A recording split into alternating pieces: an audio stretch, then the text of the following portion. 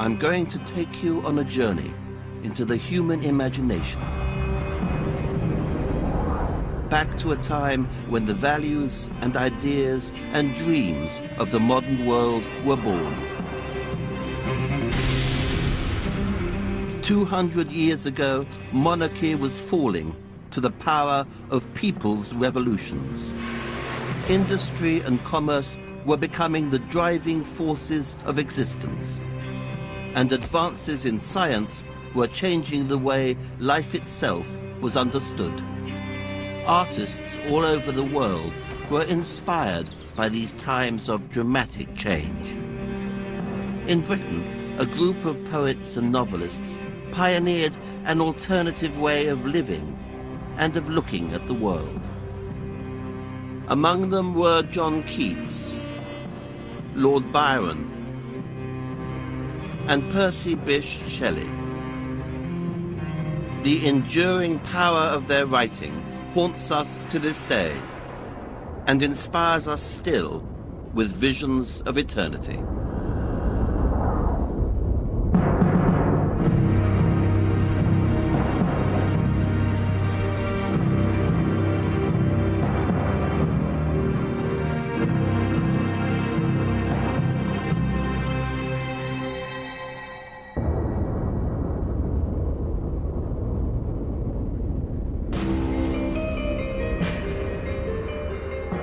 In Oxford, during the winter of 1811, an anonymous pamphlet was posted to all the bishops and heads of the colleges at the university.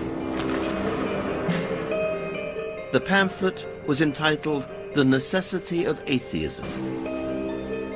It proclaimed that without proof of the existence of God, it was nonsense to believe in him.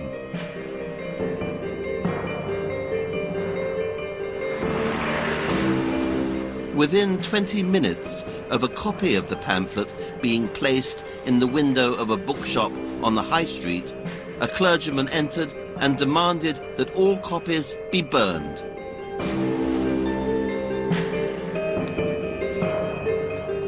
The writer was committing blasphemy, a crime punishable with imprisonment. He was attacking the very foundations of European civilization.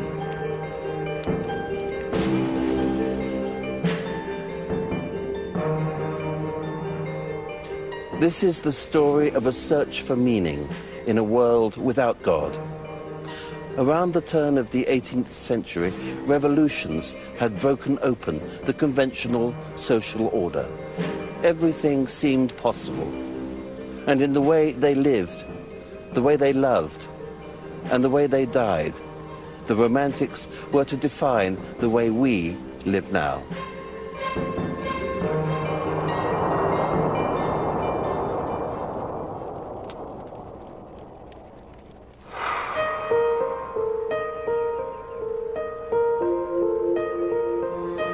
In the autumn of 1797, the writer Samuel Taylor Coleridge was exploring the wild coastline of North Devon. He came upon this enchanted vale around the tiny Culbourne church.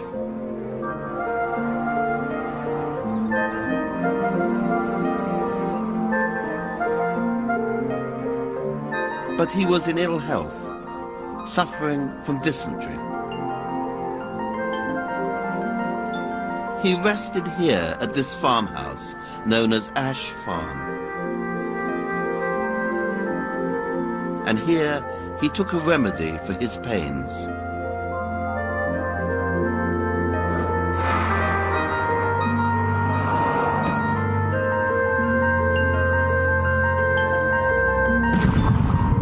This drug was to be the source of some of the most remarkable lines of poetry in the English language. The drug was opium.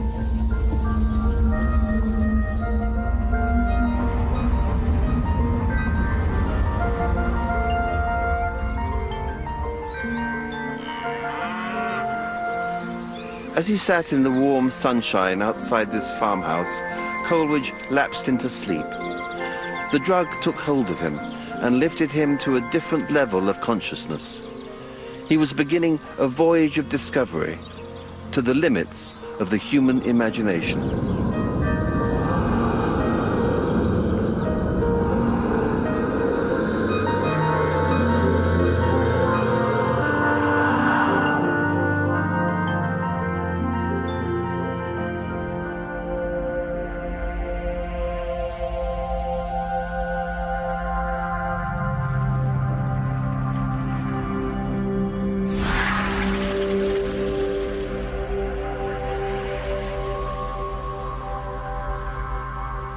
In Xanadu did Kubla Khan a stately pleasure dome decree, where Alf, the sacred river, ran through caverns measureless to man, down to a sunless sea.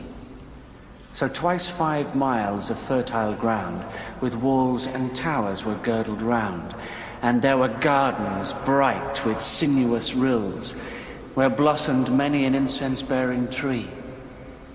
And here were forests ancient as the hills, enfolding sunny spots of greenery.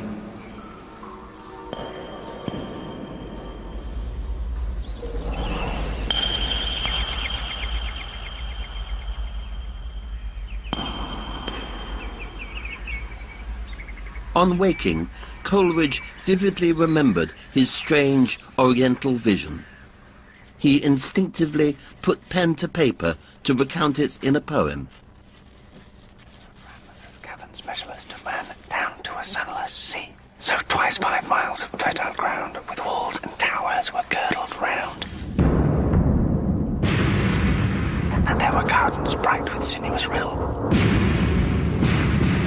where blossomed. So twice 5 miles of fertile ground. But after writing down a few lines, he was interrupted by a visitor from the local village of Porlock. Later, when he sat down to write, he had lost the vision. I still retained some vague recollection of the general purport of the vision. Yet with the exception of some 8 or 10 scattered lines and images, all the rest had passed away. Like the images on the surface of a stream into which a stone has been cast. The importance of this poem lies not only in the enchanted words themselves.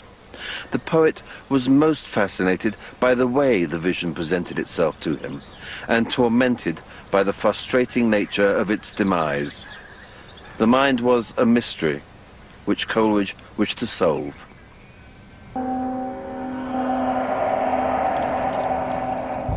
But in his exploration of the imagination, Coleridge was to be drawn into deep personal despair.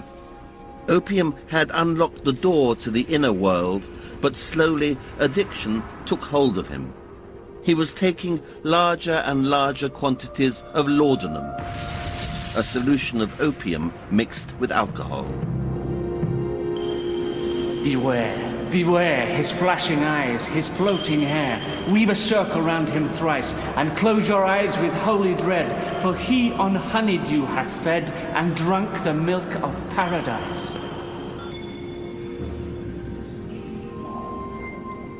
By 1807, Coleridge was paranoid, desperate, and without employment. Wrecked on the shore of an increasingly unstable life. Yet his experiences with opium would transform our understanding of the imagination.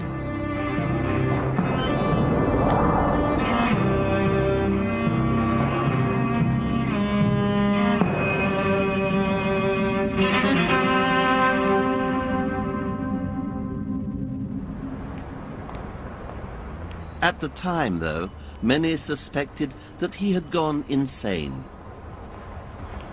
Such strange visions would not be tolerated. The world was becoming increasingly reliant upon the laws of science. In the late 18th century, pioneering anatomists looked at the body in order to understand the secrets of life. They dissected, noted, and charted every bone, organ, and muscle, every vein, artery, and ligament. They reduced the human form to the components of a machine.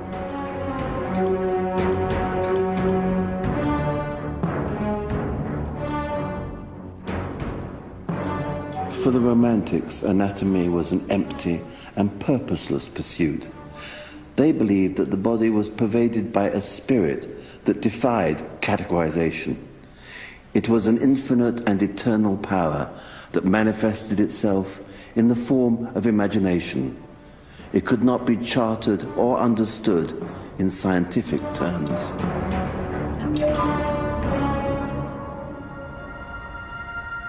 Samuel Taylor Coleridge argued these theories at a great place of scientific learning, the Royal Institution of Great Britain.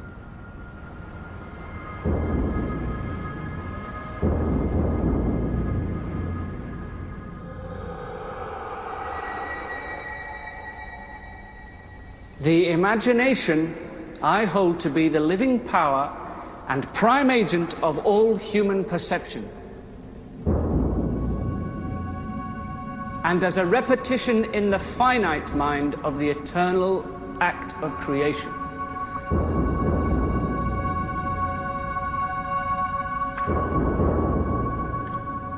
A poet, described in ideal perfection, brings the whole soul of man into activity.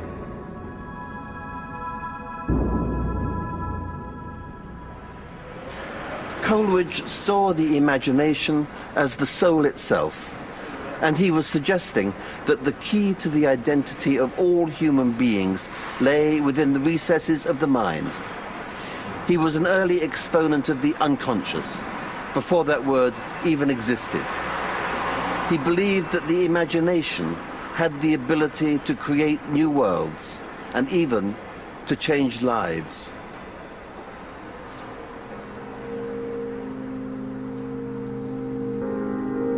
New theories of the imagination and of anatomy saw the world in very different ways, but they both implied that God and religion were not at the center of existence.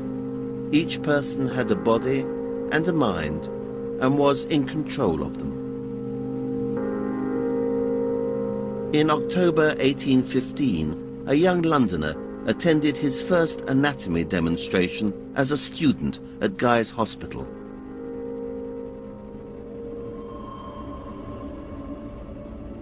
His name was John Keats. Keats became a trainee surgeon and experienced the full horror of conducting operations without anesthetic.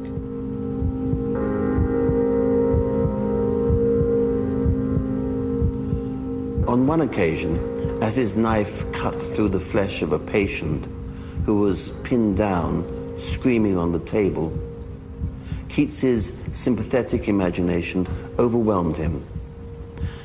The patient's pain became his own pain.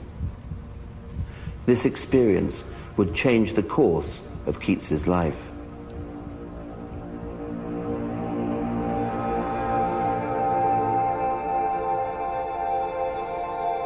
My last operation was the opening of a man's temporal artery. I did it with the utmost nicety. But reflecting on what passed through my mind at the time, my dexterity seemed a miracle. And I never took up the lancet again.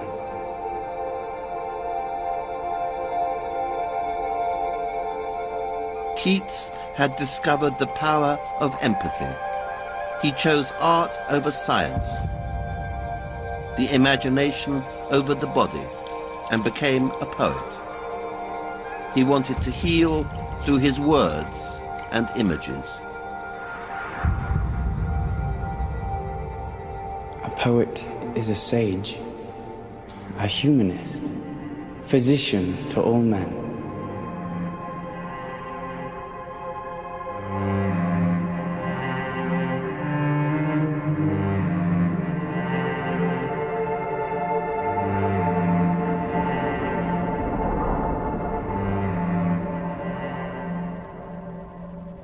Keats and a new generation of romantics would study the human soul as intensely as the anatomists had studied the human body.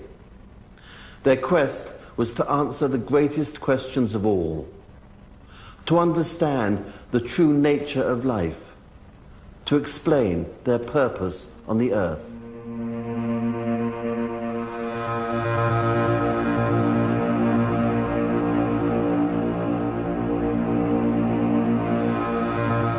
For centuries, people had sought meaning in their lives by believing in God, in heaven and in hell.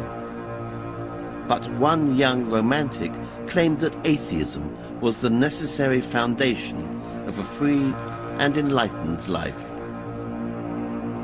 He was the author of this anonymous pamphlet, a brilliant young Oxford student who claimed that without proof of the existence of God, it made no sense to believe in him.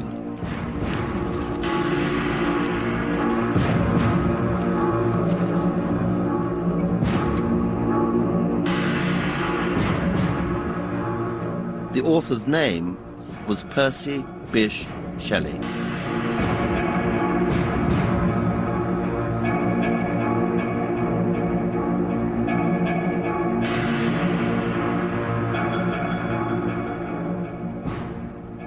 All religious nations are founded solely on authority.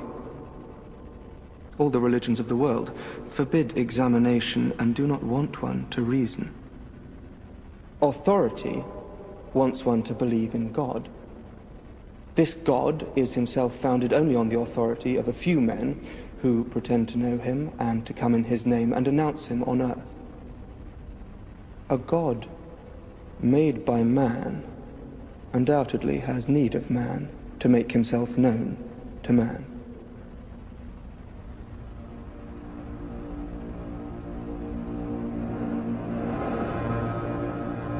On the 25th of March, Shelley heard a knock on his door. Within moments, he was hauled up in front of a university committee and expelled from Oxford. Free of God and the moral constraints of religion, Shelley was able to recreate himself. In pursuit of self-knowledge and self-fulfillment, he became a pioneer in new ways of living, not least in the way he loved women.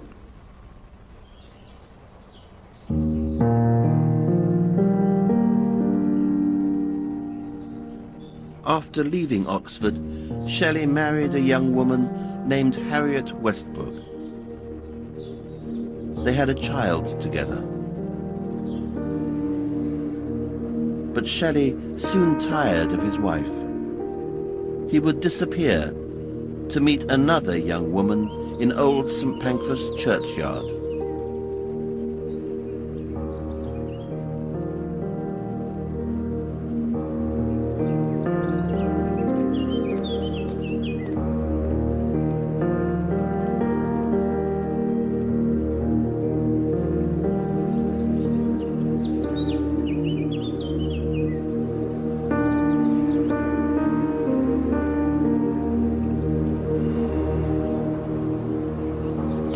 This new love was called Mary.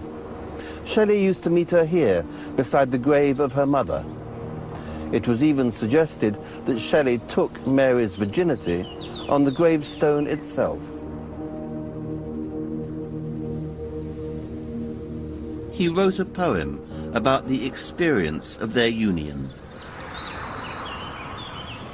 To spend years thus, and be rewarded as thou, sweet love, requited me when none were near. Oh, I did wake from torture for a moment's sake. Thy lips did meet mine tremblingly. Thy dark eyes threw their soft persuasion on my brain, charming away its dream of pain.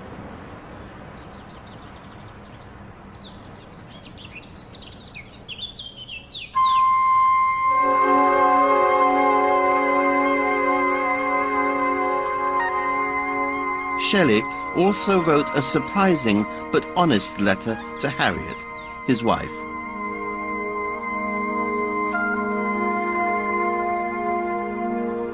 I am united to another. You are no longer my wife. Perhaps I have done you injury, but surely most innocently and unintentionally in having commenced any connection with you.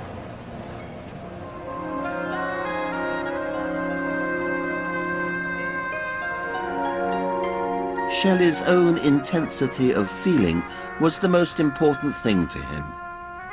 He was relentless in the pursuit of self-gratification and self-knowledge.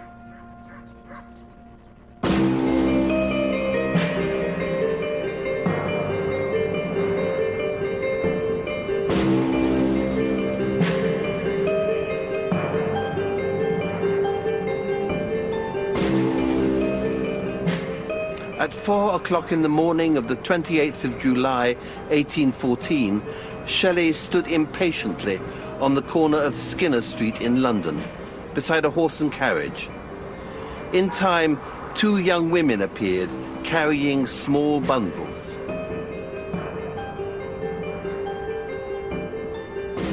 Shelley's lover Mary and her stepsister Claire Clairmont were running away with him to the continent.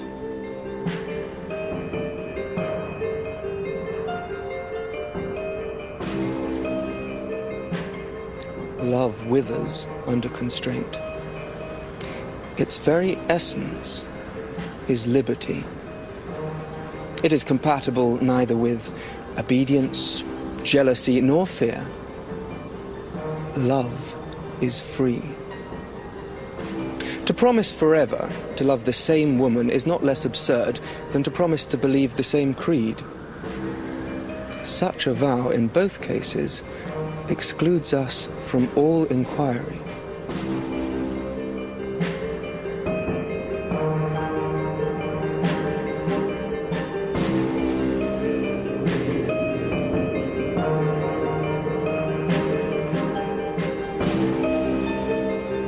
Shelley sought liberty in the way he loved. To elope with one woman would have caused scandal enough.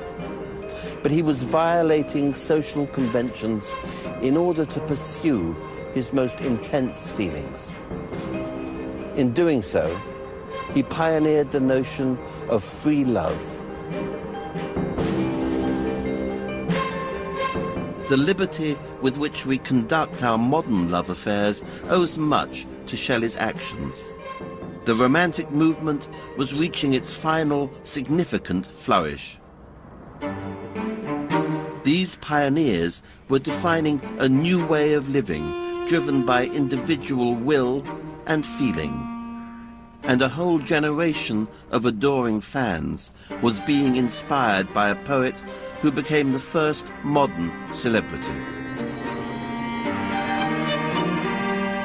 His family home was Newstead Abbey. This man would pioneer an extreme form of living from within the halls of the aristocracy. His name was George Gordon, the 6th Lord Byron. The great object of life is sensation. To feel that we exist, even though in pain. It is this craving void which drives us to gaming, to battle, to travel.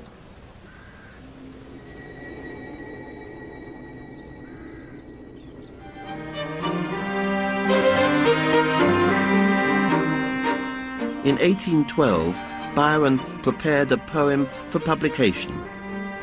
It was about a noble but disaffected wanderer, not dissimilar to Byron himself, who travelled Europe in search of exotic experience.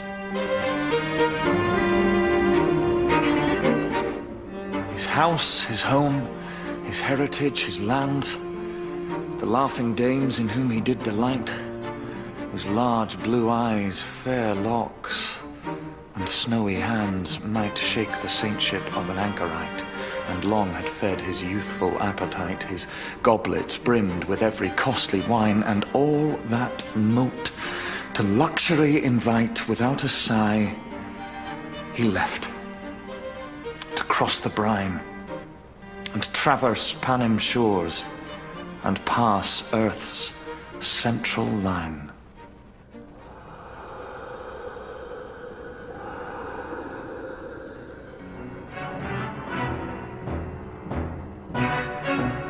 Childe Harold was a sensation and became an instant bestseller. Byron awoke the next morning to find himself famous.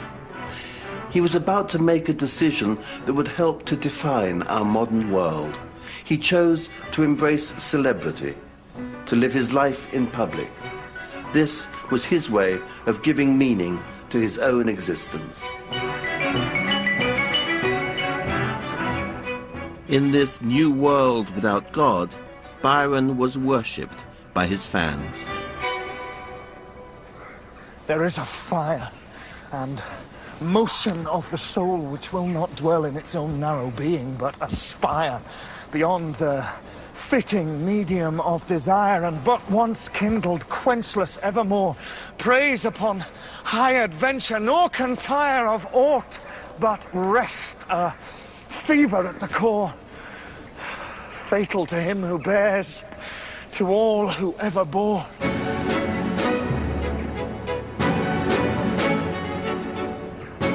Byron's readers were fascinated by the mystery at the heart of the hero. Why was Childe Harold so melancholy, so difficult to satisfy? They were more than eager to attribute the unhappiness to Byron's turbulent personal life, to his own desire for excess and extreme experience. There was a deluge of enthusiastic letters. My dear Lord Byron, I am a poor country girl that has not the happiness of knowing you, but I admire you so very, very much that you must excuse this madness. Should curiosity prompt you, and should you not be afraid of gratifying it by trusting yourself alone in the Green Park at 7 o'clock this evening? Upon perusing Childe Harold, I became, as it were, animated by a new soul, alive to wholly novel sensations. When you see anybody in ecstasies, think of your eternally devoted Sophia Louisa MacDonald.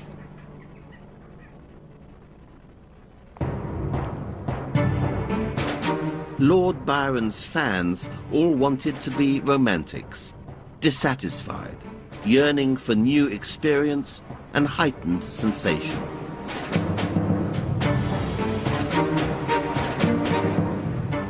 And Byron could not help but act upon many amorous proposals.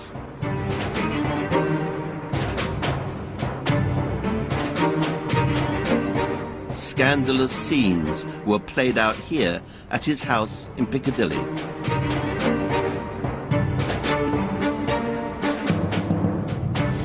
On the 2nd of February 1816, Byron received a message from his wife's legal representatives. She was asking for an official separation. Byron would use the scandal to enhance his theatrical public image. The fashionable world was divided into two parties, mine consisting of a very small minority. The reasonable world was naturally on the stronger side, which happened to be the ladies, as was most proper and polite. The press was active and scurrilous.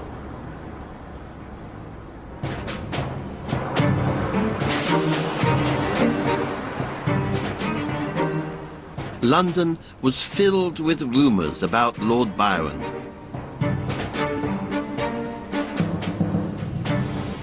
Whether they were true or not no longer mattered.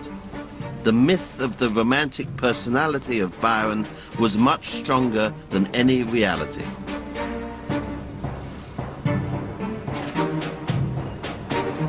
It was alleged that he was having sexual relations with his half-sister, Augusta. The charge of incest would have destroyed him. But the greatest danger of scandal was that he would be publicly accused of homosexuality. Even if it were mentioned in court, it would consign him to utter ruin and degradation.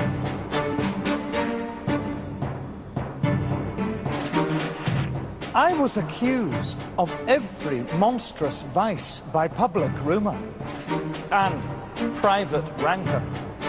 My name, which had been a knightly or a noble one since my fathers helped to conquer the kingdom for William the Norman, was tainted. Faced with the possibility that he might be publicly accused of incest and sodomy, he agreed to sign an official deed of separation in the spring of 1816. 2 days later, on the morning of the 23rd of April, a huge crowd gathered outside Byron's house.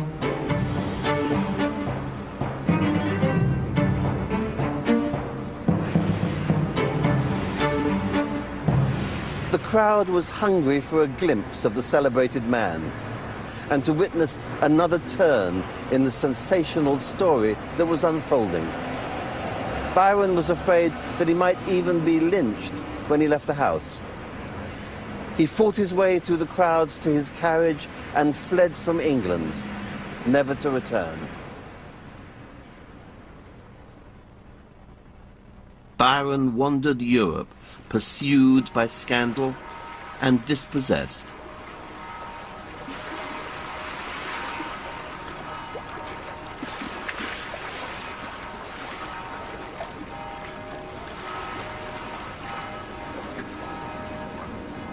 He finally made a home in Venice.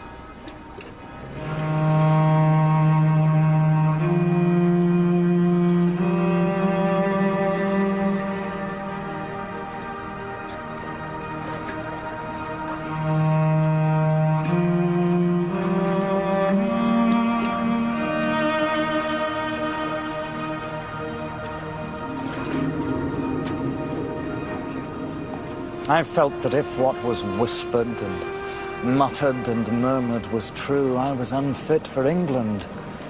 If false, England was unfit for me. I withdrew, but this was not enough. His writing continued to perpetuate the romantic myth that surrounded him. In other countries, in Switzerland, in the shadow of the Alps and by the blue depths of the lakes, I was pursued and breathed upon by the same blight. I crossed the mountains, but it was the same. So I went a little farther and settled myself by the waves of the Adriatic, like the stag at bay who betakes him to the waters.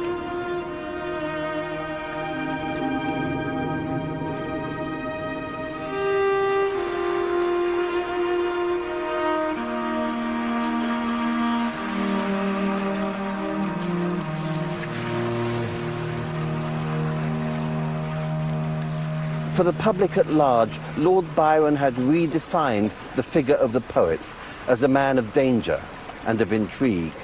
He was a living poem, a man of insatiable passion and of infinite experience. But this wasn't everybody's idea of a poet.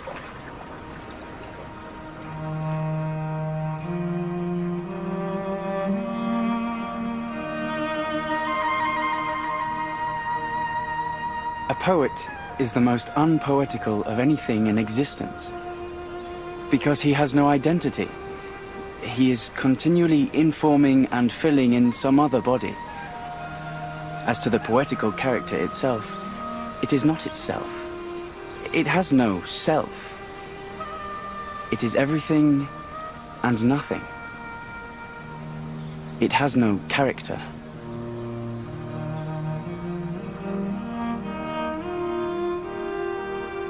Keats believed the genius of the poet lay in the transcendence of the ordinary self, in the loss of identity.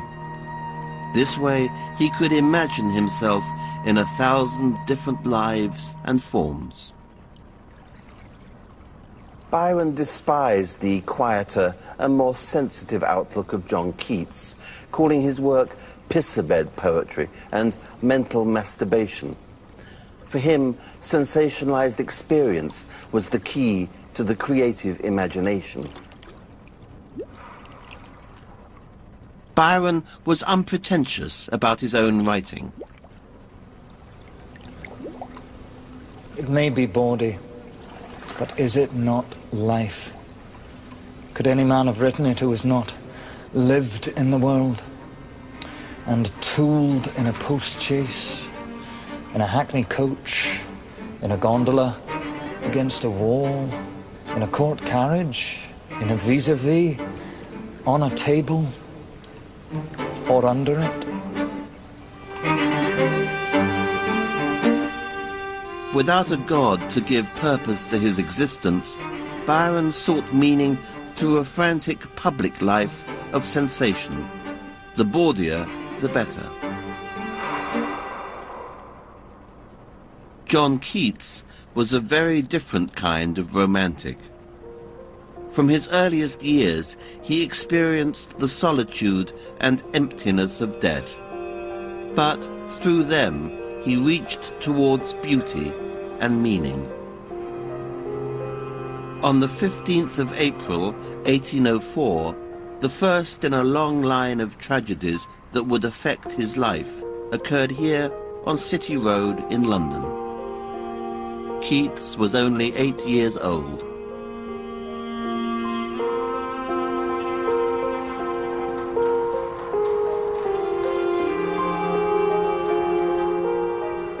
At 1 in the morning, a watchman spotted a riderless horse astray on the road.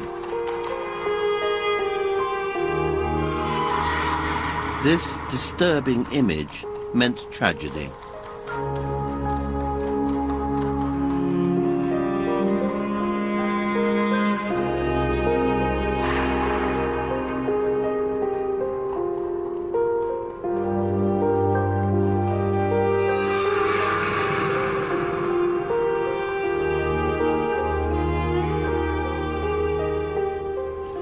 The watchman ran up the street, and by the doorway of the nearby chapel, he discovered the body of a man, prostrate on the pavement. He was covered in blood, from a deep wound to the head. The man, named Thomas Keats, died the following morning. John Keats had lost his father.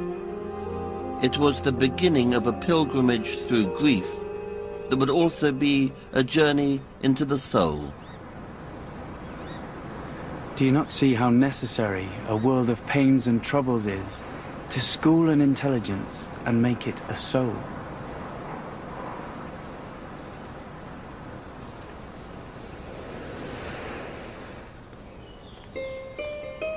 By the time Keats was 23, he had witnessed the deaths of his mother and his brother, and he suffered from fits of depression. But there were moments here at his house in Hampstead when his experiences of death made him more intensely in love with life than ever.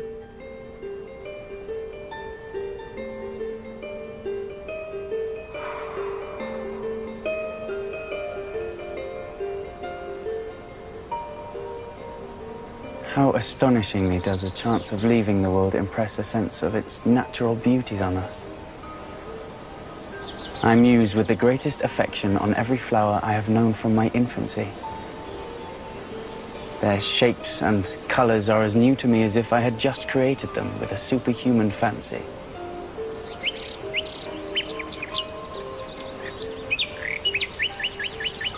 Thou wast not born for death, immortal bird.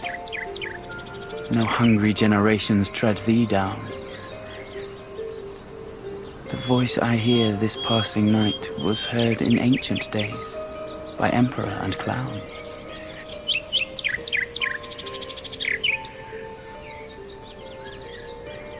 Keats imagines the birdsong echoing through time.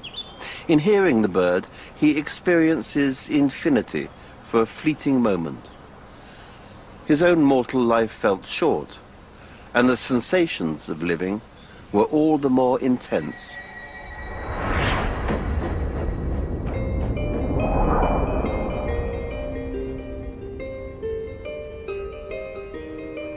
Adieu.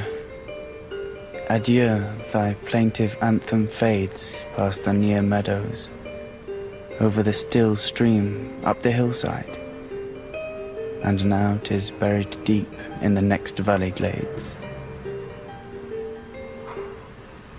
Was it a vision or a waking dream?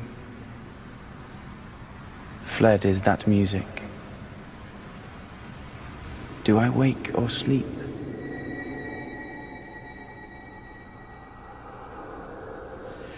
Images of dream and reality, of life and death, haunt this poem as they haunted Keats's being. And on Thursday, the 3rd of February, 1820, he was visited by an image that would pursue him until his own death.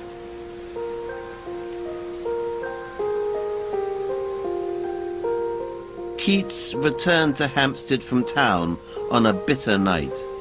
Even though he was suffering from a cold, he had taken a cheap seat exposed to the elements on the top of the coach. His friend, Charles Brown, later caught sight of him staggering home. Quickly, Brown realized that he was severely ill and rushed him to bed in this room.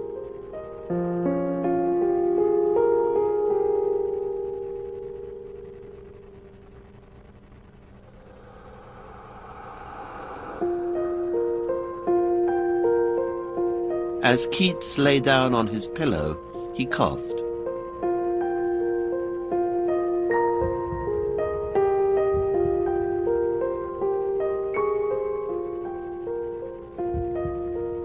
I know the color of that blood. It is arterial blood. I cannot be deceived in that color. That drop of blood is my death warrant. I must die.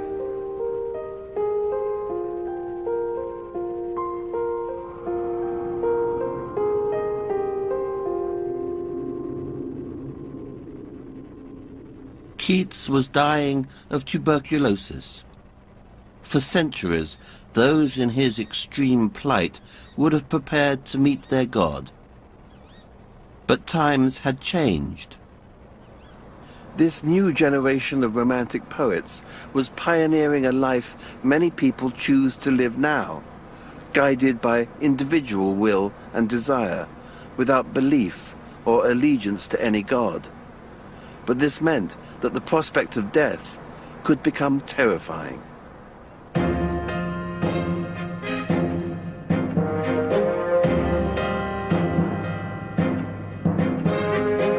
Without the solace of an afterlife, Keats needed an alternative assurance of eternity. And he would find it in art. He made the long journey to spend his last days in Rome, amid the great ruins of that ancient civilization.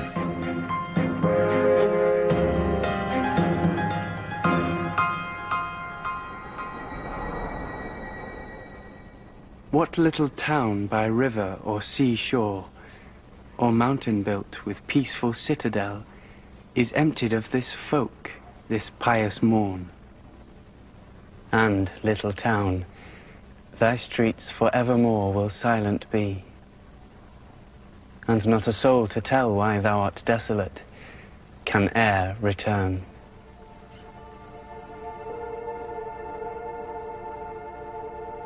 Ancient ruins further intensified Keats's sense of mortality.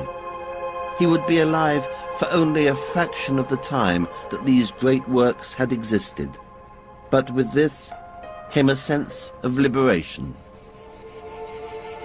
O Attic shape, fair attitude, with breed of marble men, with maidens overwrought, with forest branches and the trodden weed. Thou, silent form, dost tease us out of thought as doth eternity, cold pastoral. When old age shall this generation waste, thou shalt remain, in midst of other woe than ours, a friend to man, to whom thou sayest, beauty is truth, truth beauty. That is all ye know on earth, and all ye need to know.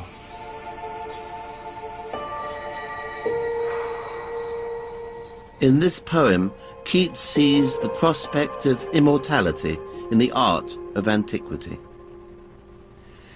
Ancient ruins were the only human achievements that could transcend the destructive process of time and give eternal fame to their creators. If a poet could achieve such works of genius too, he might live forever, his emotions enduring within his words.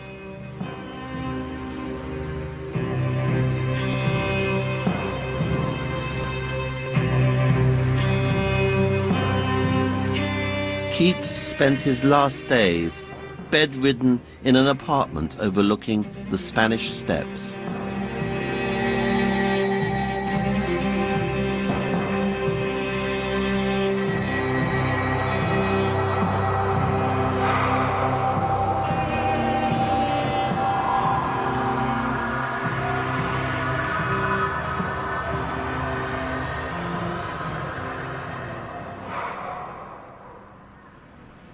Darkling, I listen,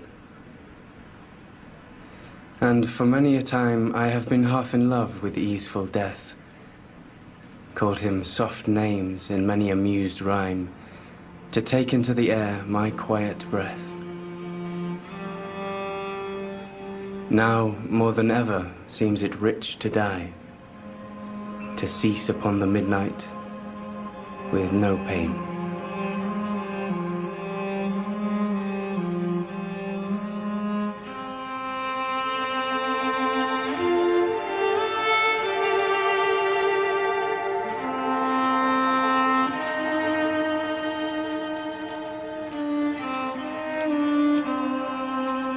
Keats feared that in death he would be forgotten.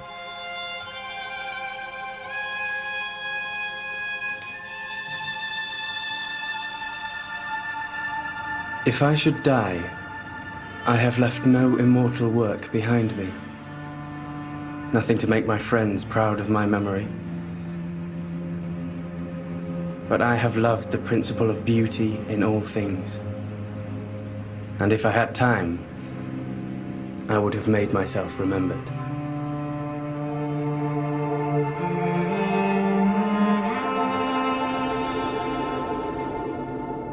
On the 23rd of February 1821, he died in this room. He was in his 26th year.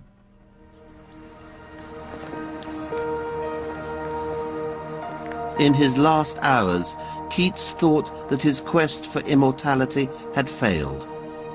He was buried in Rome 3 days after his death.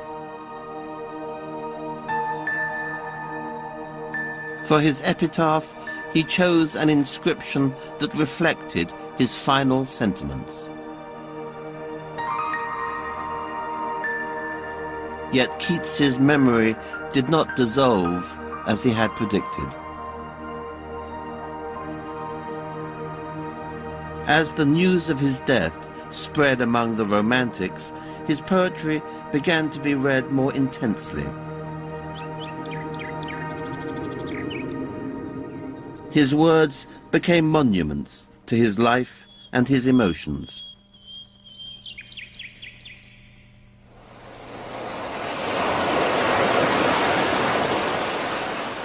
Two months later, word of Keats's death reached a friend who was travelling along the Italian coast.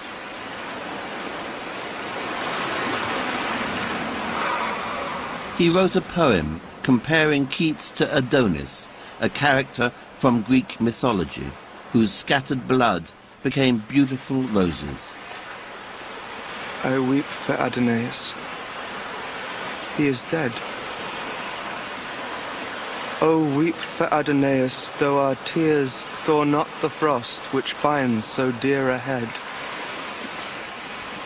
And thou, sad hour, selected from all years to mourn our loss, rouse thy obscure compeers and teach them thine own sorrow.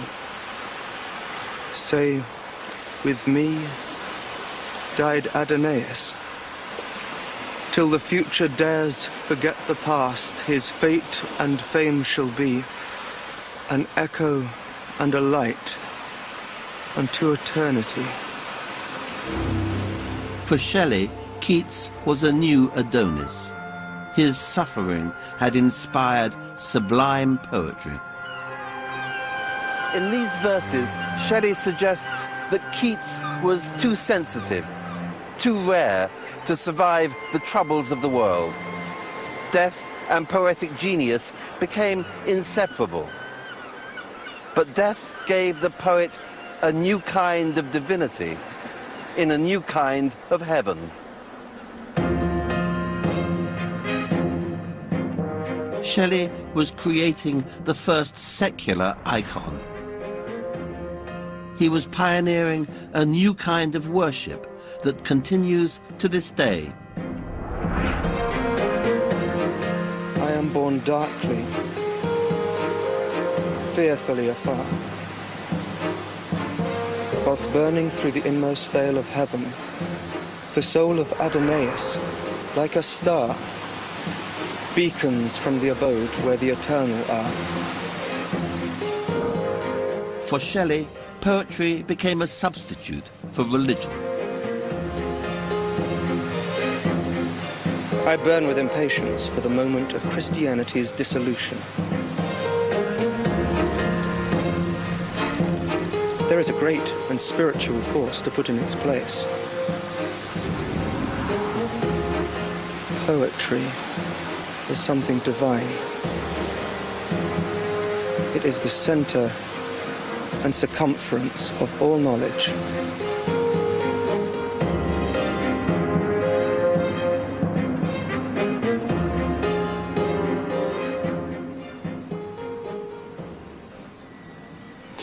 If poetry was the new religion, then the poet could become God. This idea led Shelley into a dark place, a place of horror and loneliness, of division and self-estrangement, a place where he would come face to face with his own self.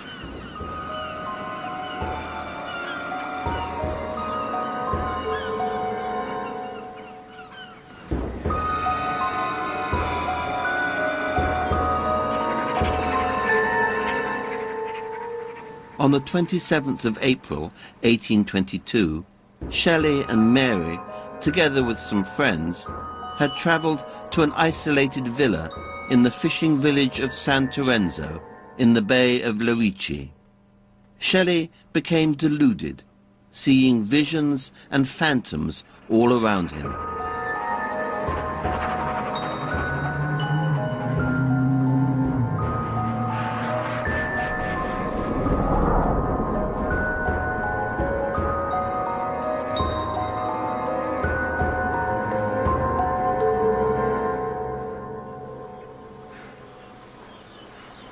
I was walking upon the terrace when I quite distinctly saw the image of myself, the same in every particular, walking towards me.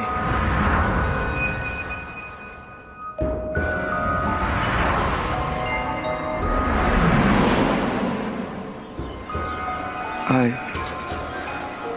myself, my double, came up to me and asked me, "How long do you mean to be content?"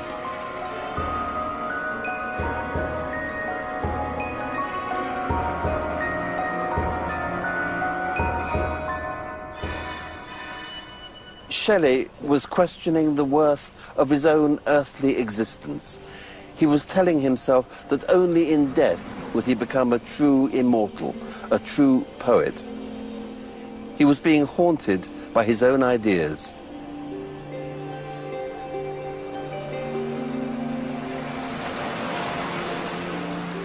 On the 8th of July, Shelley went out sailing with a friend in the Gulf of Spezia.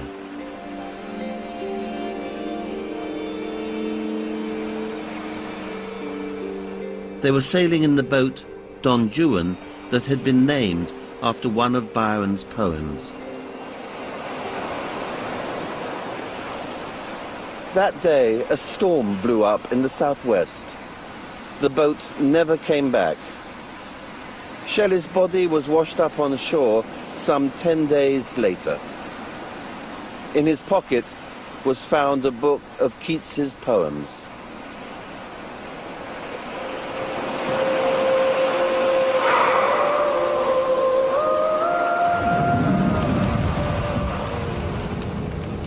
The corpse was burned on the beach by Lord Byron and a group of friends.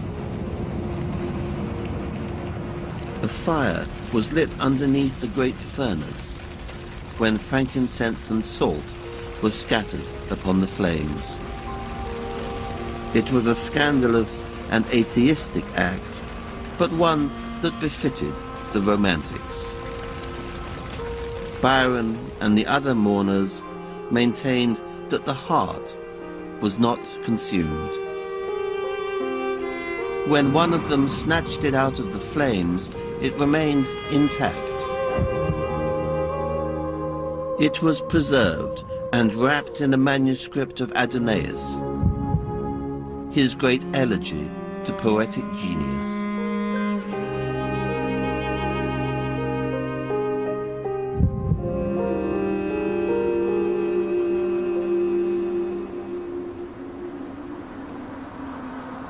The heart and the manuscript are symbols of what had become of the Romantics. As they had argued, the body was of no consequence. What mattered was the work itself. That work represents the spirit of the Romantics, a spirit that endures within all of us. In the rebellion of each new generation, in their desire for fresh experience, in the celebration of originality and of genius, even in the modern veneration of the rock star and the actor, we can find traces of that romantic legacy.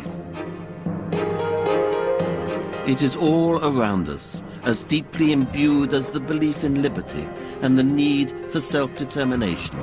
We have become individuals striving towards an uncertain future. We are all Romantics.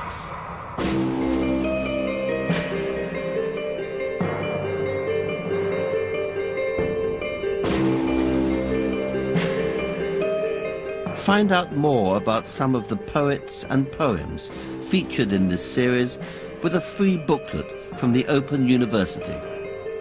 To order, call 0870 900 0311.